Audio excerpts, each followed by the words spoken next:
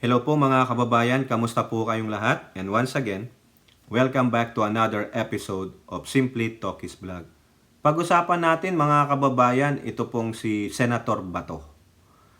Kasi po, alam nyo naman, sikat na sikat po siya ngayon. Kasi laging nasasambit ang kanyang pangalan. No? Doon lalo na sa Quadcom hearing. Ngayon, mukhang meron po siyang dinededma. Ayan. At baka maisali rin natin dito ay pumapasok na po ang PMP Internal Affairs tungkol po sa pagkakapaslang kay PCSO, tama ba? PCSO, Board Member Secretary Wesley Barayuga, isa pong general, class of 1983 na PM Mayor. Okay, so diyan po iikot ang ating usapin, pagbibigay ng opinion, reaction at komento.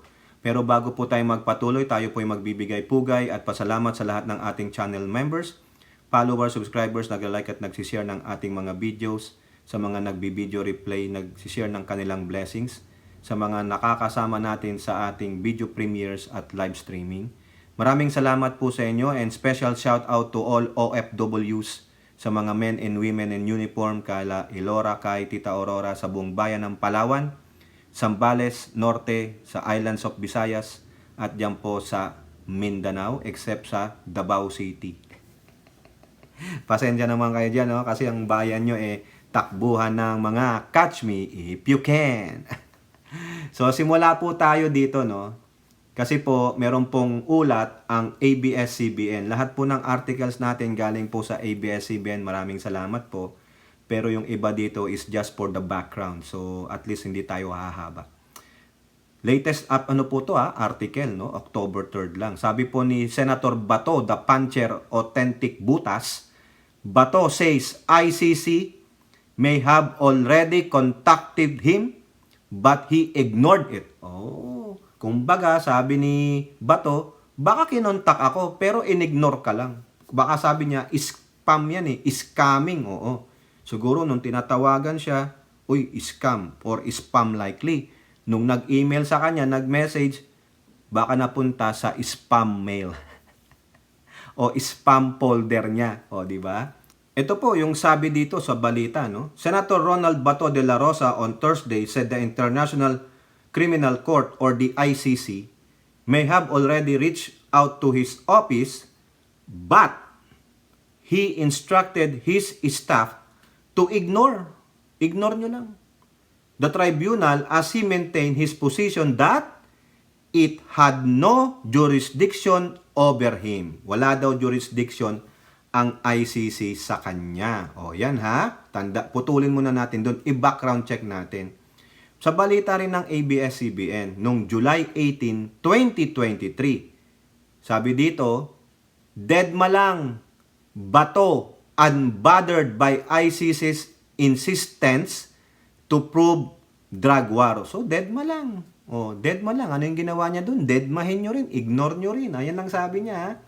Pagdating dito sa ABS-CBN din, noong July 26, 2024, a year after, sabi niya, Bato on reported suspect tag by ICC. What's new? Pero maalala nyo, bothered siya dyan. Pinagsasabihan niya pa ang Pangulo. Ano ba talaga Pangulo? Di ba nung nag-Thanksgiving dinner sila doon sa bahay ng Presidente at ng First Lady, ang sabi niya, nagkausap kami ni Presidente. Okay naman yung tungkol sa ICC. I don't wanna disclose anything, pero happy ako. Pero nung may nabalitaan na naman siyang papapasukin daw kasi itong ombudsman, tulad ni, sino ba yung ombudsman? Nakalimutan ko, sa ni Rimulya, iba-iba daw ang statement. Sabi niya, ano ba talaga? Diba, hindi daw siya bothered. Niwala ka naman. Dito naman, tag-suspect siya ng ICC. Anong bago? Sabi niya, Now, nung August 12 na balita ng ABS-CBN, dahil bothered na siya, nagkukunwari lang siya, takot naman na yan. Anong sabi niya? Bato suggests law banning cooperation with ICC. Di ba? Siya ang magulo ang utak, siya ang stress na gagawa pa siya ng batas para gumawa daw ng na iban yung cooperation sa ICC. Ito pa ngayon nag-privilege speech siya na nagsisumigaw siya eh. Grabe to, oh. Tapos may kino-compare pa siyang meron daw Protection Act ang mga US service sa US. Bakit? Gumawa ka ng sarili mong batas. Pagaya-gaya ka, visit ka eh. Oh, tapos balikan natin yung sinabi niya dito. Ngayon, ha? Sabi niya, ignore nyo lang dahil hindi ako sakop ng jurisdiction ng ICC. O, ayan. Ito yung sinabi niya after nung nag-file siya ng COC niya. Quote, merong nag-contact sa opisina, pero inignore namin dahil alam naman naming wala silang jurisdiction sa akin. May nag-contact sa opisina ko, pero i-ignore namin. Hindi namin kinakausap. Hindi namin pinatulan. O, di ba? Duwag na duwag lang. The Office of the Solicitor General in July confirmed. OSG pala. OSG. Sorry naman. Ano ko si Minandro Guevara, di ba? O ano yon? Ano ba siya? Si Minandro Guevara. Siya ba yan? OSG? Kalimutan ko eh. That the ICC asked for assistance to interview key drug war individual which based on a document leaked by Senator Antonio Trillanes including De La Rosa, Albayalde and among others. I think 5 to eh. No? Nandun nga si Leandro, yung kasama ni Garma. Meron pang dalawa, kalimutan ko yung dalawa eh, na i-vlog na natin to eh, no? According to De La Rosa, several calls from supposed ICC personnel followed soon after Trillanes revelation. Yari ka, kaya nga tinagkang suspect eh. Eh sabi mo naman, wapa Kels, walang jurisdiction. Ano ba talaga ba to? Baka mamaya mga gago lang yung mga tao doon. Anima na mo siya. Naggawa ng pangalan na kunwari, European daw sila na gustong mag-interview sa akin. Eh, ba't di mo kausapin para at least you will know? Sabay-sabay nung pagsabi ni Trillanes nung issue, merong nagtawag-tawag sa amin. Sabi ko, wag nyong internet yan, baka mga siraulo yan. Baka nga naman taga-manda, di ba? De La Rosa recently suggested to some senators to pass a measure. Ayun nga, only 6,181 people were killed in the terror, but rights groups say that up to 30,000. Ito nga yung nireport ni Lenlen eh, di ba, sa kanyang privileged speech para sa UN. O di ba? O ngayon iniimbestigahan na po ito. Ang problema kay Bato, ayaw dumalo sa Quadcom hearing. Kung ano-ano ang pinagsasabi niya, mga kababayan, na siyempre parliamentary call to tea. Ayaw ko. Ayaw din pumunta ni puon ko, yung aking amo. K9 lang ako noon eh, di ba? Pag hindi magpunta si amo, hindi rin ako magpunta E paano pag sinabi nung amo mo, pupunta ako? Pupunta ka kaya? Di ba nagsinungaling pa siya?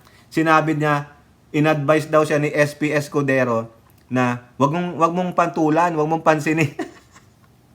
Yung pagpunta niya sa Quadcom, yung pala iba pala yung sinabi ni SP Escudero. Sabi, kumbaga hindi siya yung pinasabihan na wag kang pumunta eh. Iba ang interpretation niya. Gago talaga to si Bato kahit kailan eh, no? Pero sa tingin ko po, itong si Bato na stress na yan. Lalong-lalo na, pag ito natalo ng pagkasenador, wala na siyang immunity, ayari siya. Baka mag-alahara, Harry Roque na yan. Dalhin nyo sa tamang forum. Doon ko kayo haharapin. O diba? Tatak Duterte, ano yon? Catch me if you can. Si Kibuloy na konsensya. Baka nga naman makita doon sa eskwelahan, doon nakatago yung gold bars, yung diamond na doorknob niya. Yung diamond na doorknob niya sa langit na tinutukoy niya. Baka makita doon, wag yun, precious jewel kayo ni. O di ba? O ano masasabi nyo mga kababayan sa palagay nyo? Si Bato ba tapang-tapangan o talagang sadyang matapang, no? Hindi ba siya nai-stress? Life moves on. Okay, eto. Pasok dito tayo mga kababayan. Saglitan lang natin ito. No, naalala nyo yung isiniwalat nung isang si Lieutenant Colonel Mendoza, yung star witness dun sa pagpaslang kay General Barayuga, 'di ba? Tinuro niya si Garma saka si Leandro o Leonardo ba ang nag-orchestrate para po ipategi si General Wesley Barayuga. Ngayon, eto na po. Sinasuggest nga po sa DOJ na kasuhan itong si Garma at yung si Leonardo ba yun, no? Ngayon, ito pong PNP Internal Affairs, base po dyan sa article ng ABS-CBN, papasok na rin sa issue ng Barayuga Islay. O ayan, mabuti nga sa inyo. Dapat lang yan, mga kababayan, no? Dapat maimbestigahan na yan. Okay? So, sabi dito, iniimbestigahan na rin ng PNP Internal Affairs Service ang mga pulis na posibleng sangkot sa pagpatay kay retired Police General at PCSO Board Secretary Wesley Barayuga noong 2020 sa Mandaluyong. Ayon kay PNP IAS Inspector General Attorney Brigido Dulay, bukod sa testimonya ni Police Colonel Lieutenant Colonel Santi Mendoza, tinitingnan din nila ang lahat ng posibleng anggulo sa kaso ni Barayuga. Alam mo, ang investigasyon namin malawak, ano?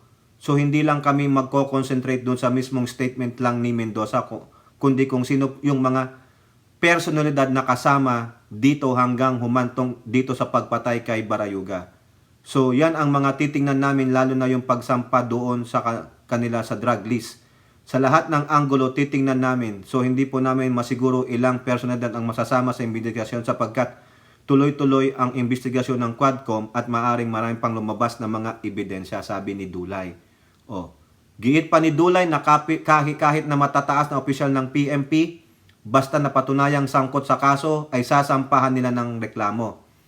Bato-bato sa langit. Sorry, ganun talaga. Kapag may ebidensya talaga, dapat silang kasuhan, ani ni Dulay. Nako, delikado ang buhay mo dyan, Dulay. Hopefully, matapang ka talaga, no? Kasi alam mo naman, baka pag nalaman nilang kasangkot sila, trabahuhin ka.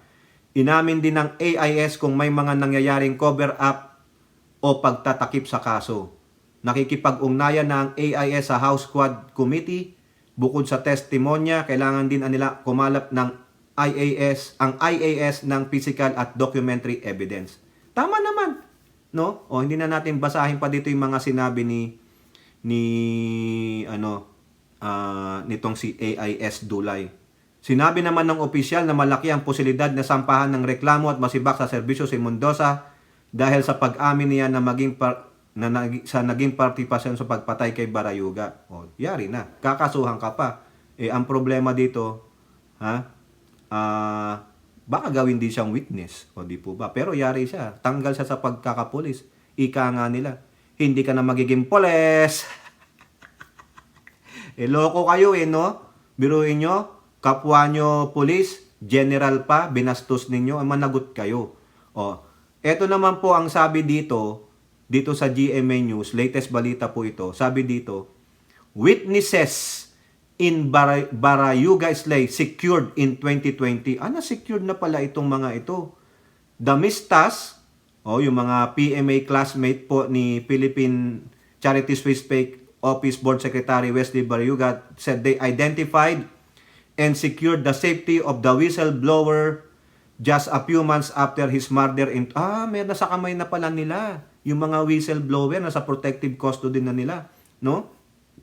Sabi po ni Colonel Enrique de la Cruz, yung kasamahan po nila ni Barayuga, our classmates who were in the government positions they formed, nagkaroon na sila ng core group to work on this silently, to gather witnesses and evidence para sa resolusyon ng kaso and to seek justice for our classmate. Tama naman po yan.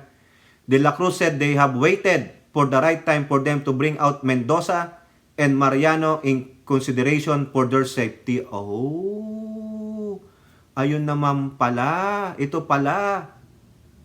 Whistleblower pala nila. Itong si Mendoza, si Police Lieutenant Colonel. At itong isang ex-police corporal, Nerson Maranyo, nag-antay lang pala sila ng tamang panahon. Kumbaga nasa kamay na nila, itong si Mendoza yung nagturo. Tama, talaga naman kasi nga, Kung panahon ni Digong nila gagawin yan, wala na. Baka pati sila nadamay na. He said the right time occurred when the presidential administration changed and the House of Representatives Quad Committee began looking into the EJ case during the regime of former President Duterte. Ayun, tama naman pala. While the case has already progressed, Mendoza's testimony could put his police career in jeopardy. Oo, sinabi nga kung pwede siyang makasuhan. Kung totoo man ang sinasabi niya dito, ito'y isang grave offense na ang pagpapataw dito ang pinamigat na Mr. O yan, sabi ni AIS Inspector General Brigido Dulay. Ayan nga po, pwede siyang matanggal sa serbisyo, no? Ito naman ang sabi po ni DOJ Sec. Remulla praised the House Quadcom for looking into the case. I still marvel at the info that they are getting. Ayaw nga ni Roque, di ba?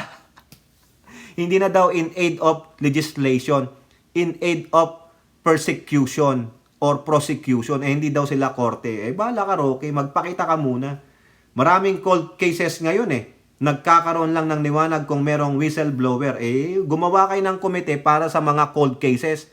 Baka mas dadaigin pa kayo ng House of Representatives, di ba, mga kababayan? O kayo po, ano pong masasabi nyo dyan, no? Si Bato, deadma lang. Ignore yung tawag ng ICC kasi sabi niya, baka naman mga kung sinong-sinong mga gago lang yan. At ganun din po, at least itong PMP-IAS, bubuksan, mag-iimbestiga na rin. At ito pa lang si Mendoza ay hawak ng whistleblower ng mga classmate ni General Barayuga, class of 1983. Saka yung isa pa, si Maranyo, no? Ayan po, ano pong inyong masasabi? Comment down below and don't forget to like and share. Hope to see you on next videos. Bye-bye. God bless.